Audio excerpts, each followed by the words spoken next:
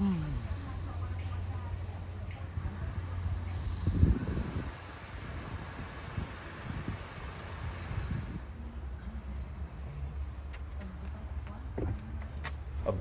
were talking about having bought the building and quickly raised, the $75,000 that we needed for the down payment. And one board member said, "You know what I like about this? You just decided you were going to buy it, and you went out and you did it." Because I know a lot of people have looked at this building over the course of the last 10 years that it has been for sale, and it had been for sale for 10 years. And we're scared away by it. And so if you look at phases, phase one, buy it, get it off the market and get it for a price that we could actually afford. And then it was about, we've got to raise a ton of money to do the work on this building, but we can't just sit here and do nothing while we're raising that money. And so that's when the shows like the Veterans Art Exhibit, Warfront, Homefront, Peter Brune, visiting artist from Baltimore, and the opioid epidemic, the addiction show, really using art to help erase the stigma of addiction. Bringing in Jason Patterson, artist in residence. We were not ready for a resident. We didn't even have floors upstairs, but we found a way to make that work.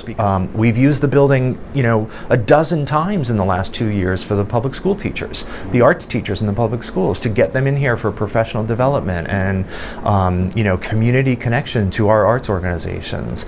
All of that to say, we've been using the building to identify the future of the Kent County Arts Council, where we will go from here. And I think once we sort of establish that somewhat, not completely, but somewhat in the community, then we really did need to get to work. So last fall, thanks to funds from Stories of the Chesapeake, the Maryland Heritage Areas, we had money to do the demolition. So we've literally gutted the entire inside of the building, and we needed to do that so that we could see what we were dealing with before we started drawing designs of what we wanted it to look like. Why design it when you open it up and find out you can't possibly do that? It took time. We needed approvals. So we went through all of winter and spring, basically trying to get through those approval processes, going to the historic district in Chestertown for approval, getting all of that done, which we've now done.